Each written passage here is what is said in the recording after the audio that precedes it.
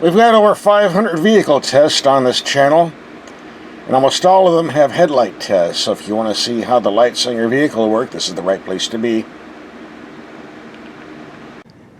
This is a 2025 Volkswagen GTI, a nice performance vehicle, around 40 grand.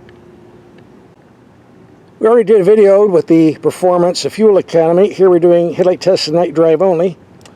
You want to see the full road test, we'll have a link for that at the end of this video, so you can watch both videos. So let's take this out in the dark and see how these headlights perform.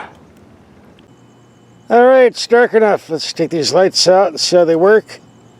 And that's kind of cool. The VW emblem lights up. So everybody will know you're driving a Volkswagen. And here's what the emergency lights look like. Not very big, but definitely bright enough. Got it on the side mirror. Pretty bright on the front. Now see, the GTI emblem lights up on the pavement when you close and open the door, so you won't forget while you're driving. Here's what the camera system looks like. Doesn't light up as bright as other vehicles I've driven. Now we got a wall 33 yards away, low beam on, very bright on the bottom. Can't see anything above the line, typical of LEDs. Now we got the brights on, good height, decent spread. Also we have turning lights. Turn the steering wheel to the left and everything lights up on the left, so you don't run over the winos that are taking a nap in the parking lot. Long distance building, low beam. Go to high beam. Lights up the whole building, that's pretty good.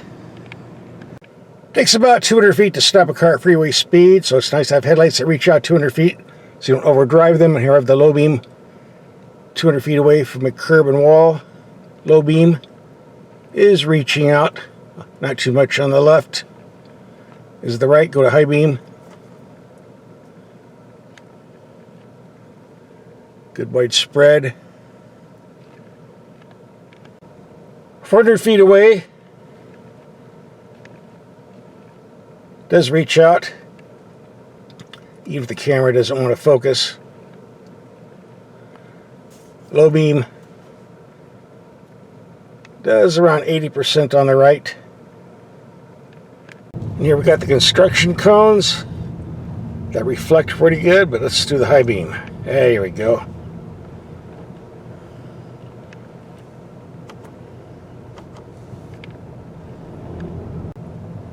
Time for the Big Dipper test. When we go into a hole, and of course with the low beam on I can't see anything on top, which I don't particularly care for. Let's put the high beam on. Barely reaches over the top. There we go.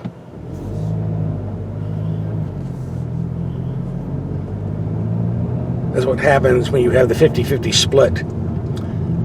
Bright on the 50% bottom, can't see beans on 50% of the top. In the dark, dingy neighborhood test, we're doing pretty good as long as the brights are on.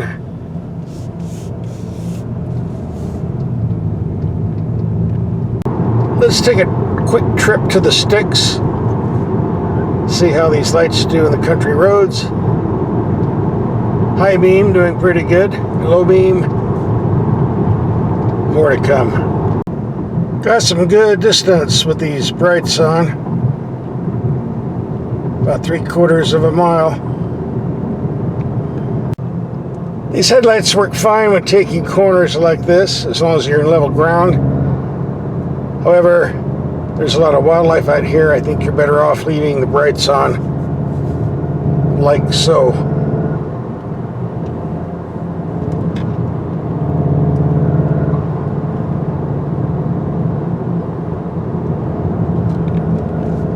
If you turn the headlight system in the automatic mode, you get active headlights. That means the headlight system turns the same direction as the steering wheel. So here we're going to take a left-hand corner and turn the steering wheel to the left, and the headlights are turning to the left. Makes it a lot easier to see what's around the bend. And since we have a lot of deer and skunks out here, it's a good idea to see where you're going.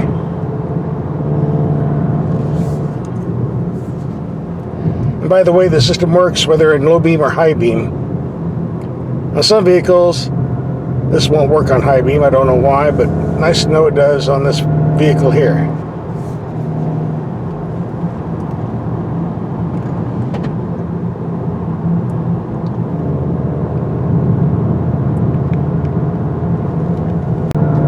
Well, these are impressive headlights, and I think our night drive went quite well, so I think the vehicle passed.